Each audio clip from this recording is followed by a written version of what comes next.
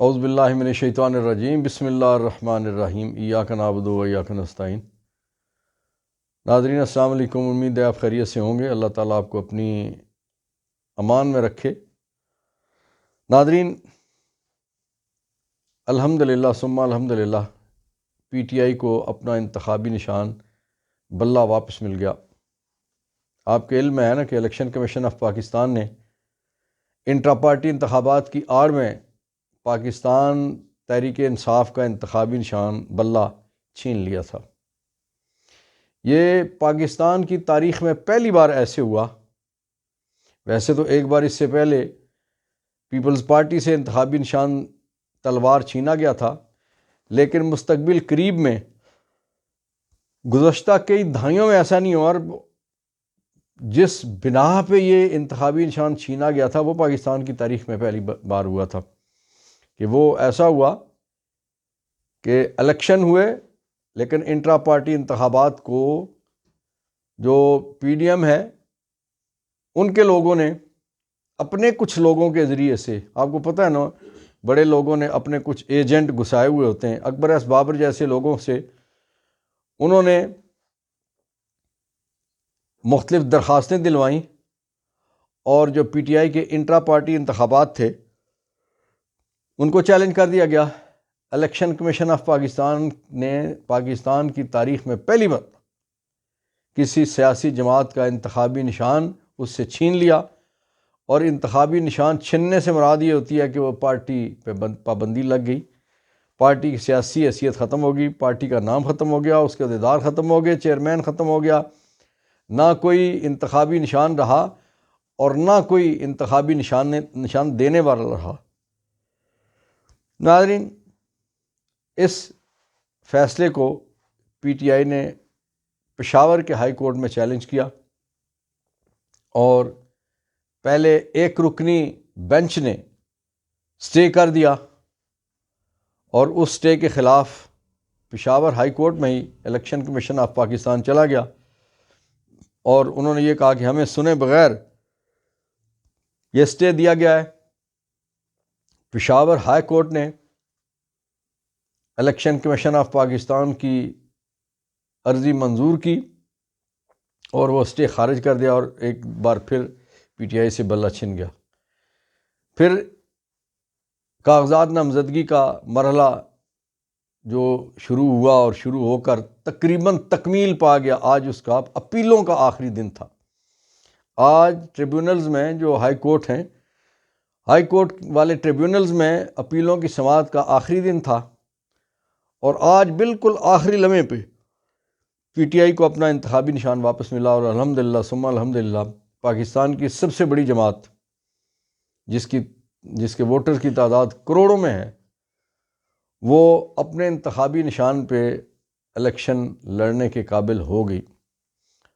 وہ منیر نیازی نے کیا خوب کہا تھا کہ ایک اور دریا کا سامنا تھا منیر مجھ کو، میں ایک دریا کے پار اترا تو میں نے دیکھا۔ پی ٹی آئی کے لیے بھی اسی طرح کے معاملات ہیں کہ ایک جگہ سے پی ٹی آئی نکلتی ہے، ایک مشکل مرحلے سے، ایک امتحان سے، ایک پریشانی سے، تو ایک پریشانی کے مقابلے میں دو نہیں آدھا درجن پریشانیاں یا درجن بھر پریشانیاں پی ڈی ایم اور ان کے اتحادی، اور پھر ان کا الیکشن کمیشن اور ان کی نیب، ان کی ایف آئی اے، ان کی پولیس اور ان کے باقی ادارے پی ٹی آئی کے لیے کھڑے کر دیتے ہیں۔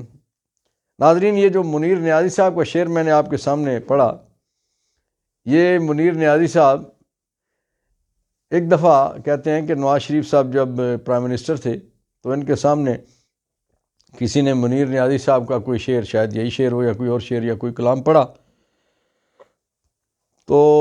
بڑے تجسس سے جناب نواز شریف پوچھنے لگے کہ یہ منیر نیازی کون ہے؟ بس کچھ دنوں سے کچھ لوگ،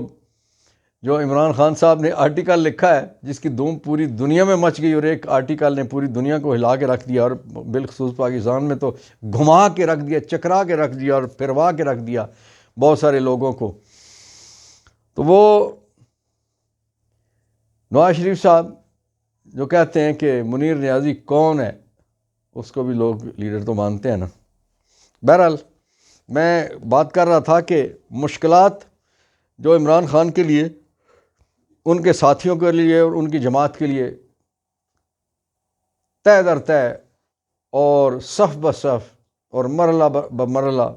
اور ایک ایک ساتھ اور ایک ایک منٹ ضائع کیے بغیر ان کے لیے مشکلات میں اضافہ کیا جاتا ہے۔ اللہ کا کرم ہوا ہے کہ سوائے چند لوگوں کے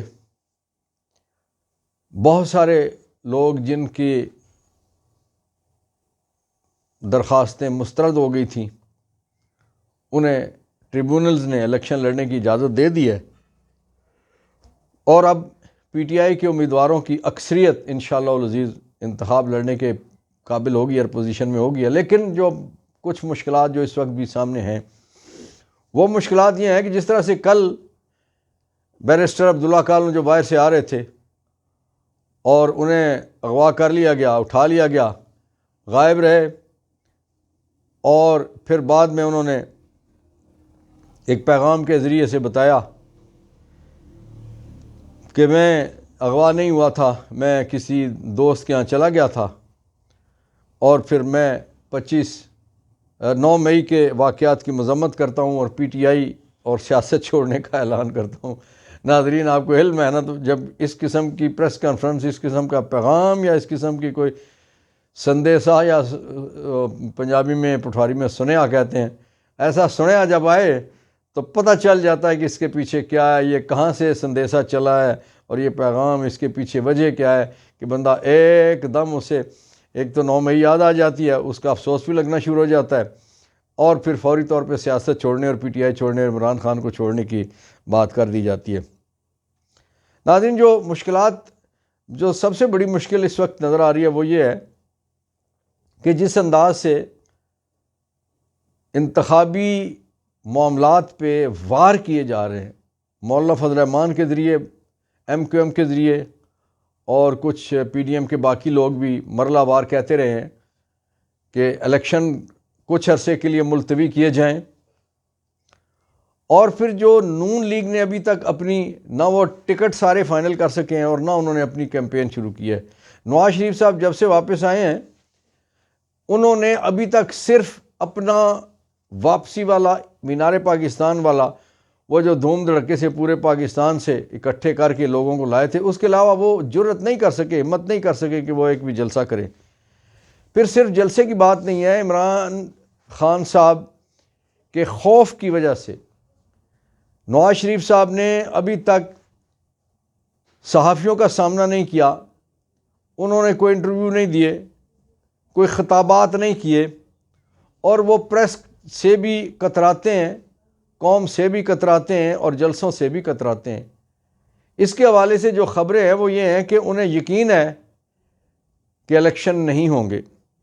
ایک تو یہ یقین، کچھ لوگ کہتے ہیں کہ انہیں چونکہ یقین ہے کہ ساڑی گل ہو گئی ہے، اس گل ہو جانے کی وجہ سے انہیں اقتدار تو مل جانا ہے، تو جلسے کرنے کے، تکلف کرنے کی ضرورت کیا ہے، کس لیے گھر سے باہر نکلے جائے اور تتے توے پہ پاؤں دھرا جائے۔ لیکن ناظرین، الیکشن کے لیے اس تتے توے پہ پاؤں دھرنا پڑتا ہے، یہ تتا توا انہیں کراس کرنا پڑے گا۔ جو اس وقت فکر کی بات ہے، جو پریشانی کی بات ہے، کہ جب سے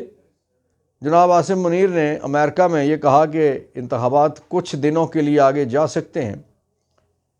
پھر زرداری صاحب نے بھی کہا کہ کچھ دنوں کے لیے انتخابات ادھر ادھر ہونے سے کیا فرق پڑتا ہے، مولانا نے تو بڑی شدت سے کہنا شروع کر رکھا ہے کہ الیکشن نہیں ہونے چاہیے، اس کو آگے جانا چاہیے۔ پہلے وہ معیشت کا رونا روتے تھے، پھر انہیں موسم کی تکلیف یاد آ گئی، پھر انہیں اپنے کارکنان کی زندگیاں اور شہادتیں اور اموات اور زخمی ہونا اور فلاں، یہ انہیں پریشان کرنے لگا کہ اگر کچھ ہو گیا تو پھر اس کا کیا ہوگا۔ تو یہ وہ نہیں سوچتے کہ ان کے الیکشن ملتوی کروانے کی وجہ سے پہلے ہی ہماری سٹاک ایکسچینج بیٹھی ہوئی ہے، کاروبار بیٹھا ہوا ہے، آئی ایم ایف ٹکا دینے کے لیے تیار نہیں ہے۔ لیکن ناظرین، جو آج فیصلہ ہوا ہے، اس کی وجہ سے آپ کو پتہ ہے نا کہ جو اگلی قسط دینے کے لیے غالباً کل سے آئی ایم ایف کے ٹیم کے ساتھ مذاکرات شروع ہونے شاید جا رہے ہیں۔ تو اب اگر معاملات الیکشن کے نظر آنا شروع ہوتے ہیں تو پھر تو IMF پیسے دے گی، پھر کوئی اور بھی شاید 4% دینے کے لیے تیار ہو جائے، لیکن اگر الیکشن ملتوی کیے جاتے ہیں تو پھر یہ سارے کے سارے خواب چکنا چور ہو جائیں گے۔ اور سب سے بڑی زیادتی جو ہے میں سمجھتا ہوں اس بندے کے ساتھ ہوگی کہ جس کو 7 سمندر پار سے اس امید کے ساتھ لایا گیا تھا کہ ہمیں جی تسی آ جاؤ، ساڑی گل ہو گئی ہے، تسی ہن آئے، تسی چاہ جاؤ گے۔ اچھا وہ لوگ آج کل نظر نہیں آتے کہ جو کہتے تھے کہ میاں نواز شریف صاحب جیسے ہی تشریف لائیں گے تو پاکستان میں بلے بلے ہو جائے گی، اور آوے ہی آوے شیر آوے اور نسے ہی نسے، ساری پوری پاکستانی قوم ان کے آگے آگے نسے اور کچھ پیچھے پیچھے نسے۔ لیکن یہ کیا کہ میاں صاحب تو لوگوں کا سامنا کرنے سے کترا رہے ہیں۔ اس کی واحد وجہ یہ ہے کہ میاں صاحب کو اس بات کا یقین ہو چلا ہے کہ عمران خان جیسے انہوں نے کہا تھا کہ میں باہر ان کے لیے اتنا خطرناک نہیں جتنا جیل کے اندر ان کے لیے خطرناک ہوں گا، اور اس خطرناکی کا ثبوت عمران خان کا ایک آرٹیکل ہے کہ اس آرٹیکل نے جس طرح سے دھوم مچائی، پھر ہمارے جو وزیر اطلاعات مرتضیٰ سولنگی انہیں جو شرمندگی کا سامنا کرنا پڑا، انہوں نے کہا نہیں یہ آرٹیکل عمران خان نے نہیں لکھا۔ عمران خان نے جیل سے اس چیز کو کنفرم کیا، انہوں نے کہا کہ یہ میری ڈکٹیشن پہ جو کچھ تحریر ہوا یہ سارے کے سارا میری ڈکٹیشن پہ تحریر ہوا ہے۔ اور پھر انہوں نے کہا کہ ابھی تو میری ایک ویڈیو بھی آنے والی ہے جو آپ کو پتہ ہے کہ میڈیا کے جو نئی کئی طرز ہیں اس کے تحت الفاظ ان کے ہوں گے، اور آواز بھی جو نئی سائنس کی جو طرح ہیں اس کے ذریعے سے وہ ان کی آواز بھی انہی کی ہوگی۔ تو یہ ایک ایسی بات ہے کہ جس کی وجہ سے صرف مرتضیٰ سولنگی نہیں، انہیں لانے والے ان سب کی بھی نیندیں حرام ہوئی پڑی ہیں۔ ناظرین،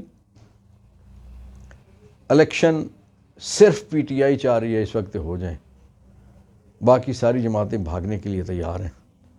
اور سوائے ایک آدھ جماعت کے، مثلا جماعت اسلامیہ کہتی ہے الیکشن ہو جائے، یا ایک آدھ کوئی اور جماعت کہتی ہے۔ اب نون لیگ میں عملاً یہ صورتحال ہے کہ ٹکٹوں کی تقسیم کے حوالے سے وہ اتنے پریشان ہیں کہ انہوں نے استحکام پارٹی کو بھی ٹکٹ دینے ہیں، انہوں نے کافلی کو بھی ایڈجسٹ کرنا ہے، JUI کو بھی ایڈجسٹ کرنا ہے، MQM کے ساتھ بھی معاملات ان کے چل رہے ہیں۔ اچھا ایک وقت ہوتا تھا کہ جب نواز شریف صاحب جب ان کی گل ہو جاتی تھی تو وہ پھر کسی کو خاطر میں نہیں لاتے تھے، الیکشن جیتنے کے بعد کے معاملات اور ہوتے تھے، لیکن اس دفعہ پہلی دفعہ ایسے ہو رہا ہے کہ نون لیگ کو انتہائی پریشانی ہے، اور وہ قوم کے پاس جانے کی بجائے، جلسے کرنے کی بجائے، وہ چھوٹی جماعتوں کے ساتھ، ریجنل پارٹیز کے ساتھ، لسانی جماعتوں کے ساتھ، اور اس طرح کی جماعتوں کے ساتھ جن کی تھوڑی تھوڑی 2-4 6-6 4-4 2-2 سیٹیں ہوتی ہیں، ان کی منتیں کر کے ان کو اپنے ساتھ ملانے کی کوشش کر رہی ہیں، اس لیے کہ انہیں پتہ ہے کہ ان کے غبارے سے ہوا بھرے جانے سے پہلے ہی خارج ہو گئی ہے۔ وہ غبارہ جس نے ہوا بھر کے بڑا ہونا تھا، وہ ہوا بھرنی شروع ہوئی اور ٹھس کر گیا۔ اس لیے ناظرین، جو سب سے بڑی پریشانی ہے اس وقت پاکستانی قوم کو کہ اگر 8 فروری کو الیکشن نہ ہوئے تو معیشت کا کیا بنے گا، اس ملک کا کیا ہوگا، آئین کا کیا ہوگا، مارچ میں سینٹ کے انتخابات کیسے ہوں گے، 50% سینٹ سے سیٹیں جو ہے 102 سیٹیں ان پر سے لوگ ریٹائر ہو جائیں گے،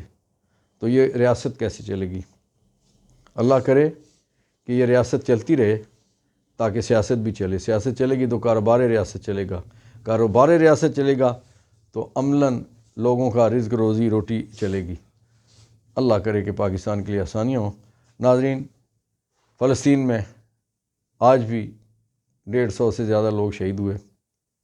مظالم جاری ہیں۔ ایک خبر ہے کہ 4 نوجوانوں کو اسرائیلیوں نے